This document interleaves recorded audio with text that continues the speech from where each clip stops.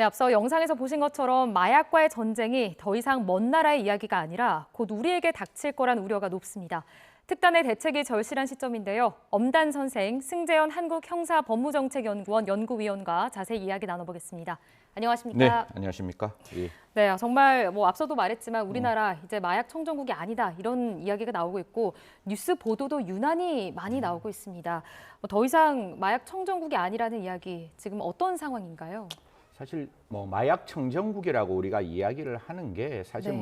정확하게 국제적으로 통용되는 건 아니에요. 네. 제가 이제 CND 회의라 그래서 UNODC라고 마약 오피스에서 열고 있는 마약 위원회에 이제 참석을 하다 보면 사실 마약이라는 게 과거 같은 경우에는 이게 시청자분들한테 말씀드리기 조금 그렇겠지만 어떤 특정 기구를 사용해서 마약을 이제 네. 하게 되는데 향정이라 그래서 향정신 의약품 같은 경우에는 네. 그냥 우리가 먹는 사탕, 네. 우리가 먹는 초콜릿, 우리가 먹는 그냥 구강청정제, 필름 이런 형태로 되어 있는 거라서 사실 마약이 얼마만큼 어떻게 퍼져 있다는 거는 굉장히 좀 이제 우리가 다시 들여다봐야 되고 지금 우리가 말하고 있는 마약 청정국이라고 이야기하는 것은 인구 10만 명당 마약 개수가 20이 네. 넘어가면 청정국의 지위가 없어진다 이렇게 이야기하는데 이미 우리나라는 28 정도까지 올라가 있기 때문에 굉장히 좀 심각한 상황이고 서울 시내에 있는 하수 종말 처리장의 그 어떤 곳에서도 그 필로폰의 성분이 다 검출되고 있기 때문에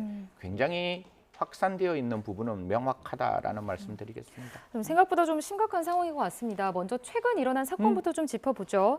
대낮에 그것도 가족 단위로 많이 오는 캠핑장에서 마약을 투약한 남성이 이렇게 버젓이 돌아다닐 줄은 상상도 못했습니다.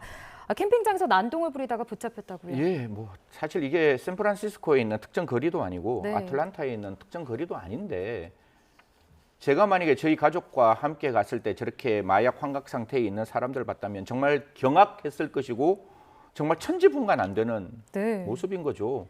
아니 옆에 있는 시민들이 버젓이 있는 곳에서 특정 마약 LSD라고 이야기를 하는데 이게 향정 감옥이라 가지고 가장 강력하게 처벌될 수 있는 것이고 환각이 굉장히 심한 거예요.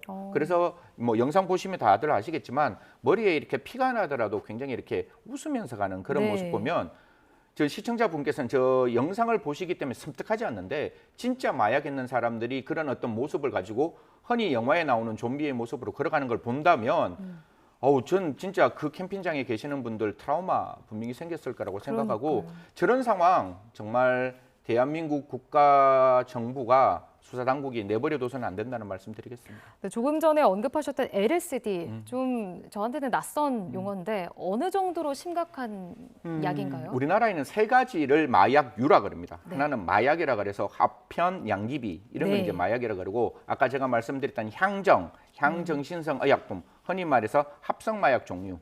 그 다음에 있는 게 이제 대마 이렇게 세 가지로 나뉘는데 LSD라고 이야기하는 게 흔히 말해서 이렇게 필름이에요. 입안에 이렇게 넣을 수 있는 이렇게 필름 모양으로 되어 있는데 네. 코카인의 한 100배 정도의 어떤 그 효과가 발생하고 또 필로폰의 한 300배 정도의 환각 작용이 있는 거기 때문에 사실 LSD는 아까 제가 말씀드렸잖아요. 그 향정 중에 가장 높은 가나다라가 있는데 감옥에 해당되고 이게 단순 투약만 하더라도 최장 2년에서 4년까지 네. 처벌받을 수 있는 부분이라서 저게 어떻게 저렇게 대한민국에 공공연하게 유통되고 있는지에 대해서 좀 다시 한번 말씀드리지만 국가 당국에서는 좀 철저하게 이게 왜 이렇게 유통되고 있는지를 좀 살펴야 된다라는 말씀드리겠습니다. 이게 지금 요즘은 마약 거래도 5G 시대다라는 말도 나오더라고요. 네네. 제가 뉴스를 좀 보다 보니까 그만큼 빠르고 또 쉽게 구할 수 있다는 건데 어떻게 이렇게 또 쉽게 구할 수 있는지 좀 궁금하거든요. 아까 리포트에서 몇 네. 초? 30초. 네. 30초 만에 이게 사실 리포트가 조금 완화시켰는 것 같아요. 이게 아는 사람들은 특정 앱에 들어가서 탁탁탁 치면 네. 그 언어들이 있거든요. 네. 그러면 바로 그 내용들이 나오게 되는데 사실 여기가 문제가 되는 게 옛날에는 이렇게 우리 앵커하고 저하고 면대면으로 만나서 그런 네. 걸 이렇게 사고 팔고 이렇게 했는데 지금은 이렇게 셧다운이 딱 되는 거예요. 그냥 눈앞에 이렇게 보이지 않는 상태에서 인터넷으로 그걸 사고 팔고 하는 거고 비대면으로. 그렇죠. 비대면으로 이제 사고 팔고 하는 것이고 문제가 되는 것은 그러한 어떤 비대면도 과거에는 우리 오픈 소스라 그래서 SNS를 이용했는데 그 SNS 중에서도 딥웹이라 그래서 이렇게 IP 추적이나 사람의 동일성이 확인되지 않거나 완전히 IP 추적이 안 될 수 있는 다크웹 같은 걸 통해서 사고 있기 때문에 어떻게 보면 가장 힘든 거예요. 네. 투약하는 사람은 우리가 찾을 수는 있어요. 하지만 그 투약이 어떻게 중개가 되고 그 위에 상선이 어떻게 되는지를 찾아가는 게 굉장히 어렵기 때문에 어떻게 보면 마약은 진영화되고 첨단화되고 있는데 아직 수사는 여전히 70년대 아날로그 방식을 취하고 있는 모습이 조금 안타깝다라는 말씀드리겠습니다. 이제 마약 사범의 60%가 30대 이하다. 이런 제가 통계를 봤습니다. 정말 너무 놀랐는데요. 젊은 층에서 이렇게 마약 사범이 늘고 있는 이유는 뭐라고 보세요? 그거보다 제가 달리 질문 한번 드려볼게요. 네. 제가 마약을 파는 딜러예요. 네. 딜러면 타겟팅을 누가 하는 게 좋겠어요? 60대를 타겟팅하는 게 좋겠어요? 20대를 타겟팅하는 게 좋겠어요? 정말 속상하지만 젊은 층이 쉽겠죠. 그렇죠. 왜냐하면 네. 그만큼 마약을 오래 할 수가 네. 있는 거잖아요. 그렇기 때문에 접하기도 쉽고요. 그러니까요. 그렇기 때문에 지금 가장 심각한 문제가 이 젊은 층이 마약을 접하게 되고 마약을 접했을 때 충분히 오랜 기간 마약에 중독될 수 있다는 상황이 매우 엄중한 상황이고 이러한 엄중한 상황이 현실적으로 통계로 드러난다는 거예요. 사실 20대, 30대들이 지금 마약하는데 가장 현저하게 많이 늘어난다. 수치가 한 56.8% 정도 될 거예요. 네. 그러니까 그런 상황이라면 이 또한 굉장히 심각한 문제고 지금 가장 걱정되는 게 아까 말씀드렸다시피 처음에 종래에는 마약이 굉장히 처음에 접하기가 굉장히 좀 어려웠어요. 네. 왜냐하면 특정 어떤 기구들을 사용해야 되는데 거부감이 있겠죠? 분명히 있었는데 네. 지금은 어제 먹었던 사탕, 오늘 먹는 초콜릿, 그다음에 오늘 피웠던 담배 그런 어떤 액상 카트리지하고 똑같기 때문에 그러한 어떤 호기심이 이란 마약에 접근되게 되고 저는 정말 그 레포트가 너무 좋았어요. 순간의 선택이 평생을 망칠 수 있는 그렇죠. 그런 상황이기 때문에 절대로 해서는 안 된다는 말씀 다시 한번 드리겠습니다. 네, 이렇게 지금 특수한 경로로 접속을 해서 마약을 지금 이제 오고 가고 하는 상황이라면 단속도 쉽지 않을 것 같은데 어떻게 이루어지고 있습니까? 그러니까 이게 제가 봤을 때 되게 답답한 거예요. 네. 제가 한번 예를 들어 볼게요. 만약에 사건 현장을 눈으로 딱 볼 수 있으면 네. 이 사건 현장이 살인 사건이냐, 네. 이 사건 현장이 폭행 사건이냐, 이 사건 현장이 뭐 절도 사건이냐 우리가 눈으로 볼 수 있는데 바로 알 수 있겠죠. 지금 인터넷 안에서 움직이고 있는 거는 알 수가 없잖아요. 네. 이걸 어떻게 알겠어요? 그럼 인터넷 안에서 이걸 확인하는 방법은 앵커께서는 어떻게 생각하십니까?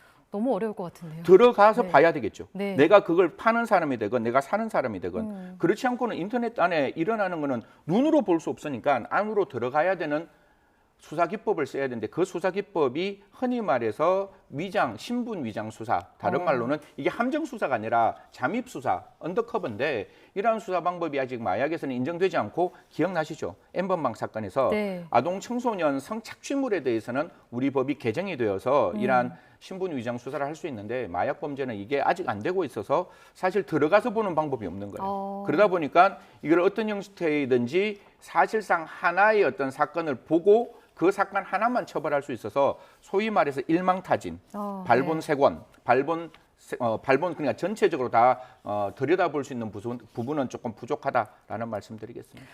참 안타까운 현실인데 지금 우리나라의 경우에 마약 범죄를 저질렀을 때 처벌 수위는 지금 어느 정도 되나요? 이게 네. 참 괴리인데 네. 마약류 관리 등에 관한 법률에 보면 네.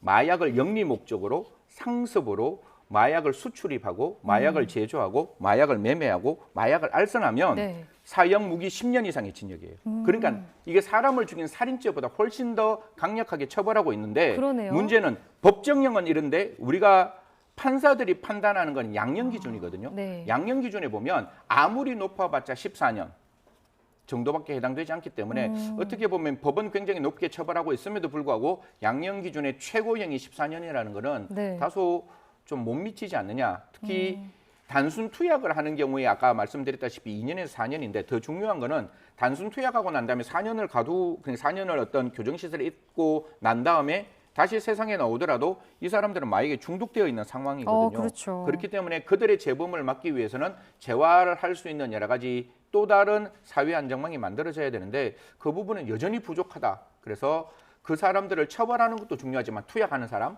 처벌하는 것도 중요하지만 그 사람들의 재범을 막기 위한 재활치료 시설도 함께 갖추어져야 될 시점이다. 이런 말씀드리겠습니다. 사실 지금 위원님께서 굉장히 중요한 말씀 해주신 것 같아요. 재범을 막는 게 되게 중요하다. 저도 좀 그렇게 생각하는데 그렇다면 이제 위원님께서 보시기에 어떤 대책이 필요할 거라고 보세요? 근본적인 대책 뭘까요? 처벌의 관점에서 제가 한번 말씀을 드릴게요. 네. 처벌할 때 아까 제가 말씀드렸다시피 영리와 상습의 목적을 가지고 그것을 파는 사람에게는 제로 톨러런스. 네. 우리는 정말 단 한치의 관용도 없이 그 사람을 처벌해야 되는 것이고 다만 그 투약했는 사람 당연히 처벌해야 돼요. 그쵸. 처벌하지만 그 사람들이 다시금 마약에 다시 들어가지 않게 하기 위해서는 그러한 어떤 재활 치료를 하는 게 필요한데 재활 치료 시설이 턱없이 부족한 시점이기 때문에 그런 부분을 좀 민간 영역까지 넓혀가야 된다라는 거죠. 마약과 관련해서 좀 주의해야 할 점 마지막으로 좀 간략하게 설명해 주시죠. 네 단계로 간단하게 설명드리겠습니다. 첫 번째, 제발 시청을 하시는 국가기관에서는 관세청하고 국정원은 마약을 어떻게 국경선 안에 우리나라로 들어오지 않도록 정보를 확인해야 되는데 제발 그 정보 확인에 조금 더 철저하게 좀 기해 주시고 아마 국정원이 작년에 한 404kg 정도 마약을 발견한 건 있는데 더더욱 이렇게 국경선 차단하는 데 좀 엄중하게 판단을 해야 되는 것이고 두 번째는 그 사람들 처벌하거나 그 사람들이 갖고 있는 아까 재활, 처벌 마지막으로 그 사람들이 갖고 있는 범죄 수익을 조금 적극적으로 환수할 필요가 있다라는 말씀 드리겠습니다. 네, 여기까지 듣겠습니다. 지금까지 한국형사법무정책연구원 승재원 연구위원과 함께 이야기 나눠봤습니다. 오늘 말씀 고맙습니다. 네.